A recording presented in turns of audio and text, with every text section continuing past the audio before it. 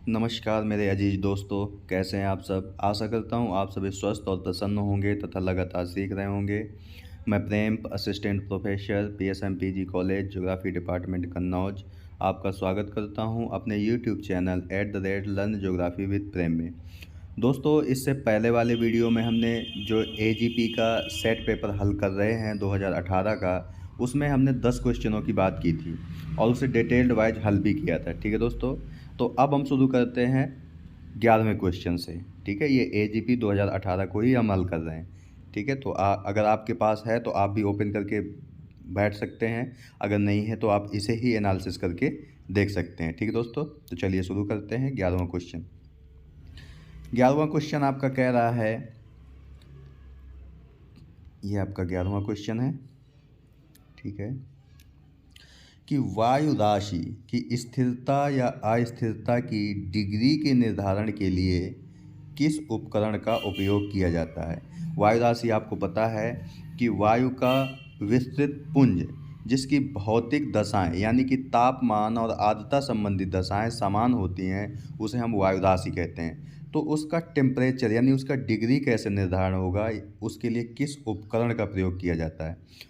Which one of the following instrument is used for determination of degree of stability or instability on air parcel। ठीक है, तो इसका दोस्तों अगर आप इस क्वेश्चन को हल करने जाएंगे तो विस्कोमीटर मान लीजिए हमें नहीं पता है, रेडियो शांडेश हमें ये भी नहीं पता है, लेकिन कुछ हमें पता होना चाहिए जैसे सोनार विधि, इससे हम समुद्र की गहराई का मापन करते हैं। पीएच मीटर यानी इससे हम किसी भी पदार्थ की अम्लीयता और क्षारीयता का मापन करते हैं। ठीक है, तो अब आपके पास दो ऑप्शन बचते हैं। ठीक है दोस्तों, तो आपका दूसरा आंसर सही है, रेडियो शांडेश। ठीक है, ये आपका आंसर सही है। इसे हम देख लेते हैं और डिटेल से। रेडियो शांडेश को गुब्बारे या अन्य तरह से वायुमंडल की विभिन्न परतों के बीच ले जाया जाता है, जो रेडियो तरंगों द्वारा वायु राशि की स्थिरता व अस्थिरता की डिग्री का निर्धारण करता है। ठीक है, तो किन तरंगों के द्वारा, रेडियो तरंगों के द्वारा, इसीलिए इसे रेडियो शांडेश कहा जाता है। ठीक है, इसके अलावा हम इन और भी जो 3 आपके उपकरण हैं उनका भी देख लेते हैं कि विस्कोमीटर से हम द्रवों की श्यानता का मापन करते हैं। ठीक है, तो ये भी आप ध्यान रखेंगे, द्रवों की श्यानता किससे मापते हैं, विस्कोमीटर से।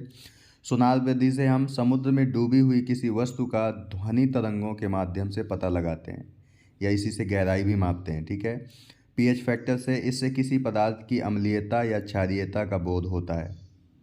ठीक है, जैसा कि आपको पता है कि अगर कोई भी पदार्थ जिसकी जिसका मान पीएच मान अगर जीरो से अगर 7 के नीचे है तो अम्लीय है। ठीक है, अगर 7 है तो उदासीन है, और 7 से 14 के बीच में है अगर, तो वह क्षारीय पदार्थ कहलाता है। ठीक है, चलिए अगला क्वेश्चन देखते हैं। अब ये आपका कथन कारण वाला है। ठीक है, तो इसे भी हम देख लेते हैं।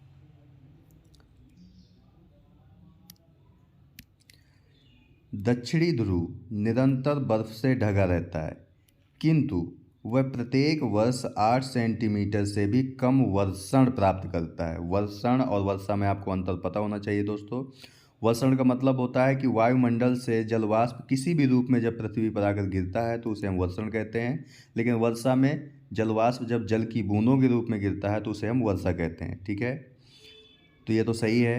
Antarctica is constantly snow covered but received less than 8 centimetre annual precipitation, ये सही है दोस्तों आपका। ठीक है, दक्षिणी ध्रुव में लगातार तेज हवाएं चलती हैं, ये भी सही है।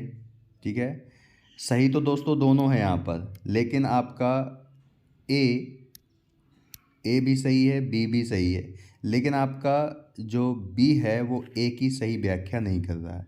ठीक है, तो देख लेते हैं ऑप्शन में अब हम। ए और आर दोनों सत्य हैं और आर ए की सही व्याख्या करता है, ऐसा नहीं है। ए और आर दोनों सत्य हैं किंतु आर ए की सही व्याख्या नहीं करता है, यही वाला आपका आंसर सही है। ठीक है दोस्तों, यहाँ पे दोस्तों इन क्वेश्चनों में आपको देखना ये होता है कि मान लीजिए कि हमें ये वाला पता है कि ए सही है, तो जाहिर सी बात है कि एक ऑप्शन तो आपको गलत ही हो जाएगा। ठीक है, कि ए असत्य है, ये तो गलत ही हो गया, पूर्णतः गलत हो गया। अब बी को हम देख लेते हैं कि दक्षिणी ध्रुव में लगातार तेज़ हवाएं चलती हैं, ये भी सही है क्योंकि यहाँ पर ध्रुवीय हवाएं चलती हैं। ठीक है, तो तेज़ हवाएं चलती है तो ये भी सही है, यानी कि बी जिसमें असत्य होगा वो भी नहीं होगा, यानी कि ये भी आपका गलत हो गया। अब बचते हैं आपके दो। ठीक है, तो अब आपको देखना होता है कि तेज़ हवाओं का संबंध वर्षा से नहीं है। ठीक है, तो ये आप इस प्रकार से हल कर सकते हैं। इसकी थोड़ा व्याख्या भी देख लेते हैं हम। एक सत्य है क्योंकि भूमध्य रेखा से ध्रुवों की ओर जाने पर तापमान घटता जाता है, ये हमने बताया भी है आपको कि घटता जाता है। क्यों घटता जाता है? क्योंकि सूर्य की किरणों का तिरछापन लगातार बढ़ता जाता है। अतः अंटार्कटिका महाद्वीप दक्षिणी ध्रुव के पास स्थित होने के कारण यहाँ सूर्य की किरणें अत्यंत तिरछी पड़ने से अत्यधिक ठंड रहती है और यहाँ बर्फ़ जमा रहती है। यहाँ वार्षिक वर्षा की मात्रा बहुत ही कम है और वर्षा बर्फ़ के रूप में होती है। ठीक है, बी क्योंकि यहाँ लगातार तेज़ हवाएं चलती हैं परंतु ये व्याख्या नहीं करता है। ठीक है, अगला क्वेश्चन है 13वां नंबर आपका कि कैलिफोर्निया में सैन एंड्रियास भ्रंश पट्टल सीमा और पट्टल गतियों की निम्नलिखित प्रकारों में से किसका उदाहरण है? Which one of the following types of plate boundaries and motion are explained by the San Andreas Fault of California? ठीक है, पहला ऑप्शन है आपका वामावर्त गति के साथ रूपांतरित सीमा। ठीक है, ट्रांसफॉर्म तो है, ये आपको याद रखना है, लेकिन ये सिनेट्रल है या डेक्स्ट्रल है, ये आपको याद रखना है। ठीक है, देख लेते हैं आगे। इसका आंसर दोस्तों दूसरा सही है, यानी कि दक्षिणावर्त गति के साथ रूपांतरित सीमा, यानी कि ट्रांसफॉर्म फॉल्ट तो है ही ये आपको बताया गया है कि प्लेट सीमाएं तीन प्रकार की होती हैं। एक अपसारी सीमा, जब दो प्लेटें एक दूसरे के दूर जाती हैं ये अपसारी सीमा होती है। जब दो प्लेटें एक दूसरे के पास आती हैं ये अभिसारी सीमा होती है। और जब अगल बगल खिसकती हैं तो वो कौन सी होती है? रूपांतरित सीमा होती है। और जो फॉल्ट होता है आपका वो रूपांतरित सीमा का ही परिणाम होता है, तो रूपांतरित तो है। ठीक है, लेकिन इसमें आपको याद रखना है कि ये दक्षिणावर्त गति का परिणाम है। ठीक है, यानी transform boundary with dextral motion ने ही आपकी कैलिफोर्निया के सैन एंड्रियास भ्रंश को जन्म दिया है। ठीक है, तो ये आप याद रखेंगे। अब हम इसे देख भी लेते हैं, इसकी व्याख्या देख लेते हैं। क्षैतिज दिशा में संचलन होने से जब भ्रंश तल के सहारे क्षैतिज गति होती है तो उसे पार्श्वीय भ्रंश कहते हैं। ठीक है, यानी कि अगल बगल जब खिसकती हैं चट्टानें तो उसे हम पार्श्वीय भ्रंश कहते हैं। इसे हम नतिलंबी भ्रंश यानी स्ट्राइक स्लिप फॉल्ट भी कहते हैं। जब शैलखंड का संचलन भ्रंश तल के बाईं ओर होता है तो उसे वाम पार्श्ववर्ती या सिनेट्रल भ्रंश कहते हैं, तथा जब शैलखंड का स्थानांतरण भ्रंश तल के दाईं ओर होता है तो उसे हम दक्षिणावर्ती पार्श्व भ्रंश या डेक्स्ट्रल भ्रंश भी कहते हैं। ठीक है, तो ये आप याद रखेंगे। प्लेट विवर्तनी के सिद्धांत के अनुसार जब संरक्षी प्लेट सीमा यानी रूपांतरित प्लेट सीमा एवं किनारे के अंतर्गत जब दो प्लेटें एक दूसरे के अगल बगल खिसकती हैं तो वहाँ रूपांतरण भ्रंश का निर्माण होता है, जैसे कैलिफोर्निया का सैन एंड्रियास भ्रंश इसका महत्वपूर्ण उदाहरण है। ठीक है, ये भ्रंश तल के साथ दक्षिणावर्त गति के साथ रूपांतरित सीमा है, यानी कि डेक्स्ट्रल है। तो ये आप याद रखेंगे कि एक तो रूपांतरित सीमा है, साथ ही साथ दक्षिणावर्त गति कर रहा है, यहाँ पे डेक्स्ट्रल गति कर रहा है। ठीक है, इसके बाद अगला प्रश्न है आपका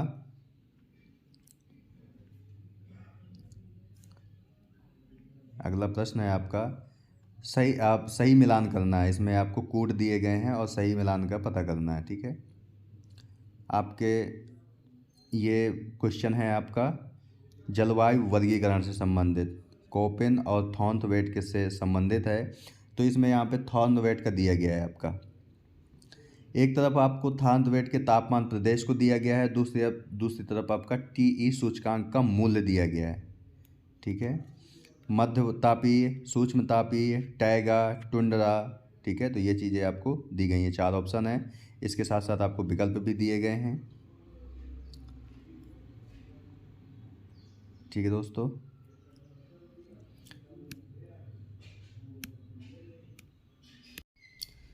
ये क्वेश्चन आपको जितने टफ दिखते हैं उतने ही सरल भी होते हैं। ठीक है, अगर आपने थॉर्नवेट का पढ़ रखा है वर्गीकरण, जलवायु वर्गीकरण, तो आपने देखा होगा कि जैसे जैसे हम भूमध्य रेखा से ध्रुवों की ओर जाते हैं, टीई का मान कम होता चला जाता है। ठीक है, कम होता चला जाता है। तो अब आप देख सकते हैं कि जो टुंड्रा होता है वो बिल्कुल ध्रुवों के पास होता है, इसके बाद टैगा होता है, इसके बाद सूक्ष्म तापीय होता है, इसके बाद मध्य तापीय होता है। ठीक है, तो टुंड्रा का मान सबसे कम होगा। तो अब आप इसमें देख सकते हैं टुंड्रा का मान सबसे ज़्यादा कम किस में है, तो डी का 2। टैगा का मान जाहिर सी बात है 1 से होगा। सूक्ष्म तापीय आपका 20 से 4 होगा, और मध्य तापीय आपका 64 से 127 होगा। ठीक है, तो अगर आप इन क्वेश्चनों में एक विकल्प को ही पकड़ लें, ठीक है, मान लीजिए कि हमें टैगा का पता है, ओनली टुंड्रा का पता है, सॉरी। ठीक है, तो टुंड्रा का मान हमें पता है, कितना पता है कि 1 से 15 के बीच में होगा, यानी कि हम देख लेंगे डी का 2 सही है। अब इसमें आप देखिए डी का 2 कौन सा किस में है, केवल एक विकल्प में मिल रहा है। इसका मतलब आप चारों भी नहीं आपको पता होंगे और केवल एक पता होगा, तो उसी से आप आंसर लगा लेंगे कि इसका तीसरा सही है। ठीक है, तो ऐसे ही आपको पता होना चाहिए। अब आप जो आपने मिलाया उसे भी देख लीजिए। अब टैगा यानी सी का पहला होना चाहिए, है। बी का चौथा होना चाहिए, वो भी है। मध्यतापी ए का आपका तीसरा होना चाहिए, वो भी है आपका। ठीक है, तो इसे भी आप इस तरह से हल कर सकते हैं इसे, यानी 1 या 2 पता है आपको, तो वहाँ से आप आंसर ले सकते हैं सीधा। अब हम इसका एक्सप्लेनेशन भी देख लेते हैं। ठीक है, क्योंकि थॉर्नवेट और कोपेन का जलवायु वर्गीकरण काफ़ी महत्वपूर्ण रहता है, यहाँ से क्वेश्चन आपके बनते ही रहते हैं। पहली बात तो थॉर्नवेट अमेरिका के थे, ठीक है, और जलवायु विज्ञानी थे। थॉर्नवेट 1931 में उत्तरी अमेरिका के लिए जलवायु का वर्गीकरण करते हुए जलवायु मानचित्र का निर्माण किया। ठीक है, उत्तरी अमेरिका के लिए केवल बनाया था उन्होंने जलवायु का वर्गीकरण मानचित्र, ये आपको याद रखना है। इसके बाद 1933 में उसने इसमें कुछ संशोधन और परिमार्जन करके पूरे विश्व का जलवायु वर्गीकरण प्रस्तुत कर दिया। ठीक है, यानी 1931 में उत्तरी अमेरिका के लिए और 1933 में पूरे विश्व के लिए। इसके बाद थॉर्नवेट ने 1948 में विश्व जलवायु का संशोधित वर्गीकरण भी प्रस्तुत किया। यह भी दोस्तों आपसे पूछा जाता है कि कब उन्होंने पूरे विश्व का संशोधित जलवायु वर्गीकरण प्रस्तुत किया था, तो 1948 में। ठीक है, यह जलवायु वर्गीकरण अनुभाविक उपागम यानी एम्पिरिकल अप्रोच पर आधारित था।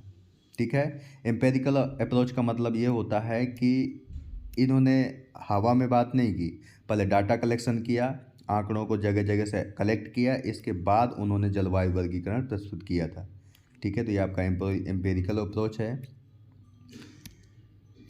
कोपेन की तरह ही थॉर्नवेट ने भी वनस्पति को जलवायु का प्रमुख सूचक माना तथा वनस्पतियों पर वर्षा की मात्रा तथा तापमान का पर्याप्त प्रभाव होता है, परंतु इन्होंने वाष्पीकरण को भी ध्यान में रखते हुए वर्षण प्रभाविता को भी जलवायु सीमा निर्धारण में महत्वपूर्ण प्रदान किया था।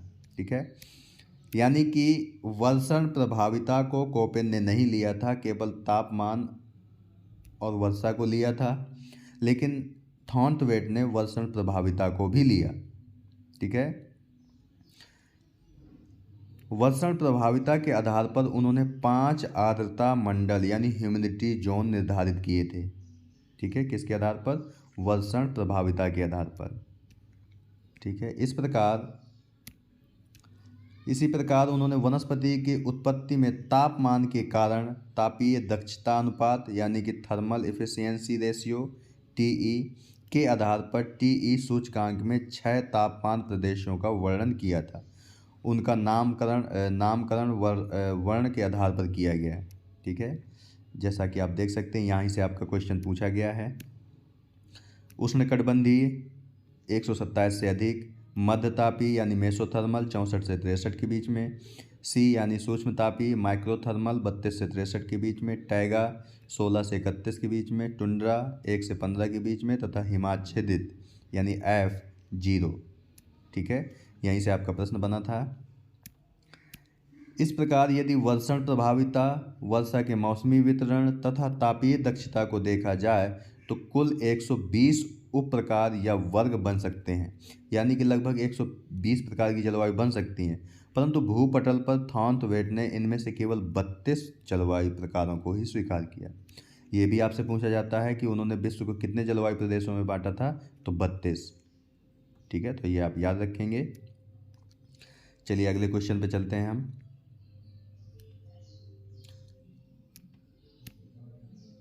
आपका अगला क्वेश्चन है कि निम्नलिखित में कौन सा अक्षांश कर्क प्रशांत मंडल कहलाता है।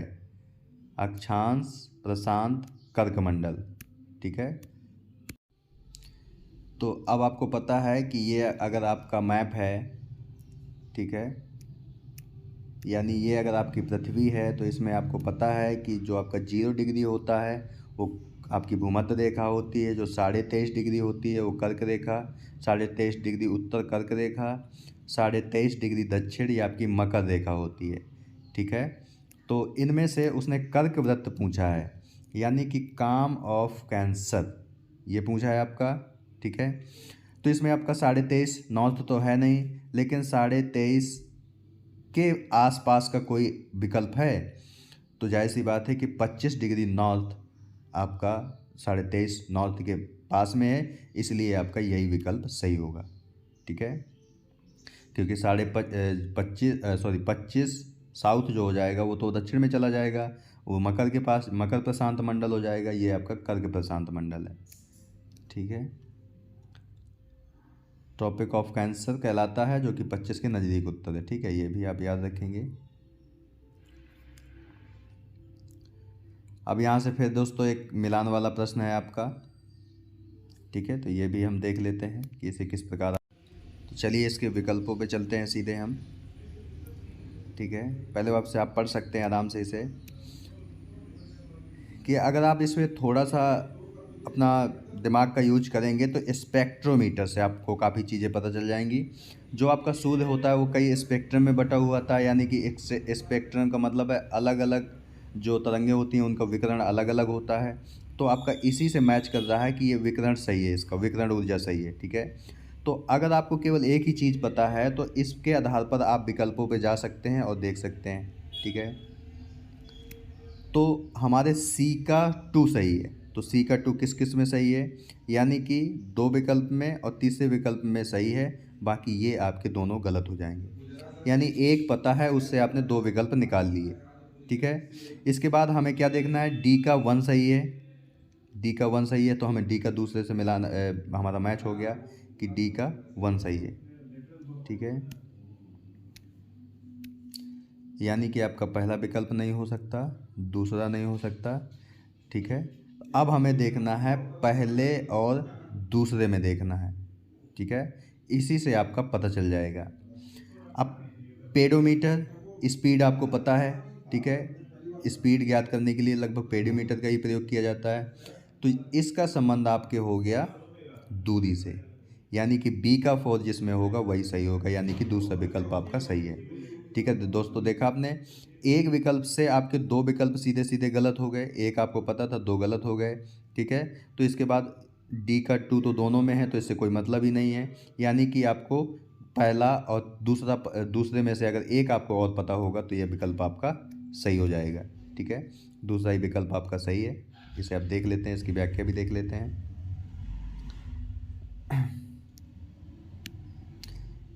स्लिंग साइक्रोमीटर द्वारा किसी समय विशेष पर शुष्क बल्ब तापमान तथा आर्द्र बल्ब तापमान का मापन किया जाता है। यह तापमान हवा में उस तापमान पर आर्द्रता की मात्रा करता है। पेडोमीटर सामान्य एक पोर्टेबल इलेक्ट्रॉनिक या विद्युत यांत्रिक उपकरण होता है जिससे मनुष्य के प्रत्येक स्टेप के समय हाथों की गति को सूचित करता है। ठीक है, जैसे अब आपके समय में आपकी इस समय स्मार्ट वॉचेस आती हैं तो वो बताती हैं कि कितने स्टेप आपने चला है। ठीक है, तो कैसे, वो हाथों के मूवमेंट से ही बताते हैं। ठीक है, जब हम चलते हैं तो हमारे हाथ पांव आगे पीछे जाते हैं, तो उसी से आपको ज्ञात करते हैं। तो उस किससे कौन ज्ञात करता है यंत्र? पेडोमीटर। ठीक है, इसके बाद स्पेक्ट्रोमीटर जो विकिरण ऊर्जा का मापन करता है। पिकनोमीटर ये घनत्व का मापन करता है, तो वहाँ पे आपका लिखा था मिट्टी का घनत्व। ठीक है, तो उसका मापन करता है। इसके बाद अगला क्वेश्चन है आपका, देखिए जो अभी हमने थॉर्नवेट की विश्लेषण देखा है, उसी से आपका अगला क्वेश्चन है। अमेरिकन जलवायु विशेषज्ञ C.W. थॉर्नवेट ने किस वर्ष में विश्व की जलवायु के वर्गीकरण की स्कीम का संशोधन प्रस्तुत किया था? ठीक है, आपके पास चार विकल्प हैं। 1931 में तो उन्होंने उत्तरी अमेरिका के लिए जलवायु वर्गीकरण का मानचित्र दिया था। ठीक है, फिर इसके बाद 1933 में उसने पूरे विश्व के लिए दिया था। ठीक है, और इसके बाद 1948 में उसमें उन्होंने संशोधन प्रस्तुत किया था। तो आपका चौथा विकल्प सही है। ठीक है, तो इसी प्रकार दोस्तों आपको एनालिसिस करके पढ़ना होता है, इसलिए जो एक्सप्लेनेशन है हम पहले भी बता चुके हैं, इसलिए हम नहीं यहाँ पे कर रहे हैं। ठीक है, अब हम चलते हैं अगले क्वेश्चन की ओर। इसके बाद आपका 18 क्वेश्चन है, जिसमें आपको सुमेलित करना है, यानी कि मिलानी करना है इसमें। ठीक है, मिलान करना है दोस्तों, इसे भी हम देख लेते हैं। एक तरफ आपके विकल्प दिए गए हैं, दूसरी तरफ उसके परिणाम दिए गए हैं। ठीक है दोस्तों, तो इसे अब एक बार पढ़ लीजिए कि अन्योन्य क्रिया यानी कि कोरियालिस बल वो किसके उसका स्रोत क्या है? पृथ्वी का घनत्व है, स्थलाकृतिक भिन्नताएं हैं, स्थैतिक अवस्था है, या पृथ्वी का घूर्णन है? तो कोरियालिस बल हमें पता है कि पृथ्वी के घूर्णन के कारण उत्पन्न होता है। ठीक है, अब ज्वारीय बल जाहिर सी बात है कि आपकी पृथ्वी की ग्रेविटी के कारण उत्पन्न होता है। ठीक है, घर्षण बल आपका ये स्थलाकृतिक भिन्नताओं के कारण उत्पन्न होता है। जो आपका घर्षण है वह स्थैतिक अवस्था है, तथा प्रतिरोधक आपका स्थलाकृतिक भिन्नता है।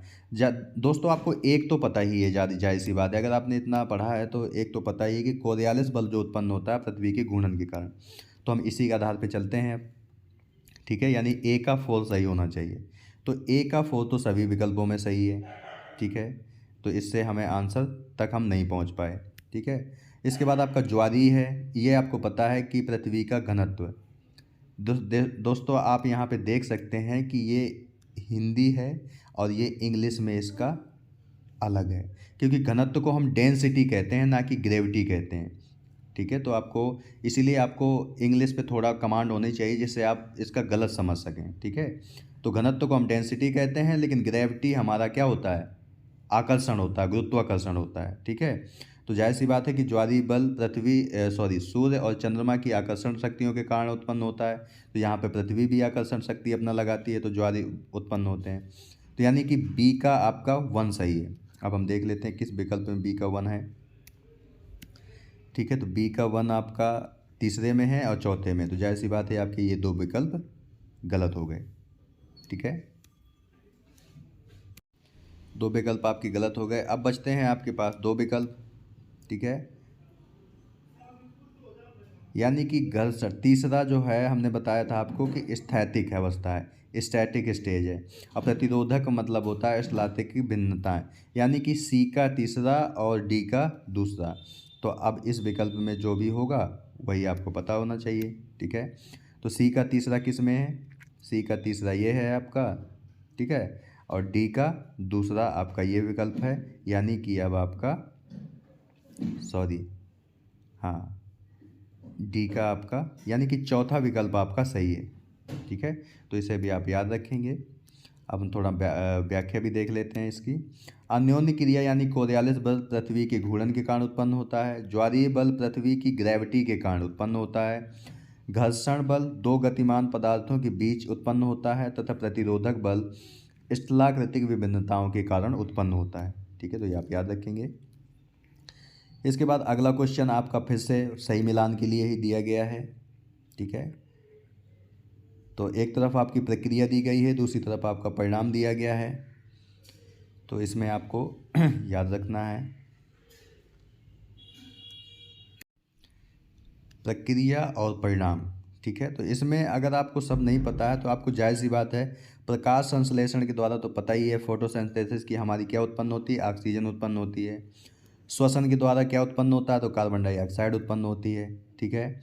और वाष्पोत्सर्जन से क्या उत्पन्न होता है, तो जल वाष्प उत्पन्न होता है। और अपघटन से तो मीथेन उत्पन्न होती है। तो ये आपको अगर पता है, चलो एक दो विकल्प पता है, मान लीजिए प्रकाश संश्लेषण से ही पता है, ठीक है। तो इसके आधार पर हम देख सकते हैं कि डी का 2 सही है। तो अब हम देख लेते हैं डी का 2 किस में है। तो इस विकल्प में है, और इस विकल्प में तो जाहिर सी बात है आपके ये विकल्प तो गलत हो गए, ठीक है। इसके बाद आप इसी विकल्प में आएंगे तो सी का ए सही है, ठीक है। सी का ए सही है, यानी कि श्वसन द्वारा कार्बन डाइऑक्साइड, यानी सी विकल्प को तो आपको देखना ही नहीं है। अब ए और बी की बात आती है, ठीक है।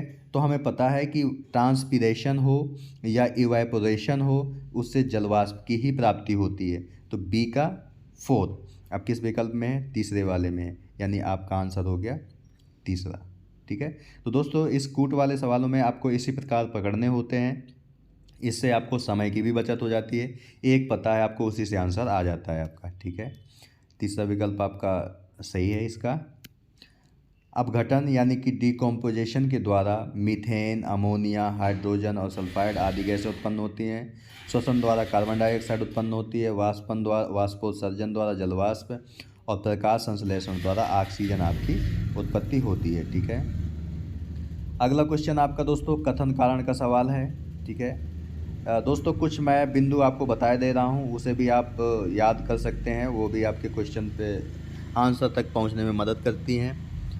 कथन कारण वाले सवाल में कुछ ऐसे शब्द आ जाते हैं, अगर वो होते हैं तो अंततः वो गलत ही आंसर माना जाता है आपका, यानी कि गलत होने के चांस बढ़ जाते हैं उसमें, ठीक है। जैसे अगर एक वर्ड आता है आपका सभी, ठीक है, सभी हो सकता है अनिवार्यतः, अनिवार्यता शब्द, ठीक है, सिर्फ, ठीक है। ये 3 शब्द हो गए आपके, तो इसे आप याद कर सकते हैं, ठीक है। इस सिर्फ के बाद हमेशा, हमेशा, ठीक है, अधिकांशतः, अधिकांशतः, ठीक है, मुख्य रूप से, मुख्य रूप से, ठीक है। तो ये शब्द हो गए आपके। इसके अलावा सभी, ठीक है, अन्य, केवल, ठीक है, सर्वाधिक, सर्वाधिक, ठीक है। तो ये शब्द जो दोस्तों हमने आपको बताए, अगर ये शब्द आपके इन कथन कारण वाले सवाल में अगर आता है किसी भी वाक्य में, तो उसके देखो हम पूर्णतः गलत नहीं कह सकते, लेकिन उसके गलत होने के चांस बढ़ जाते हैं, ठीक है। तो आप इस रूप में इसे ले सकते हैं, ठीक है। तो अब हम देखते हैं इस सवाल को भी, ठीक है।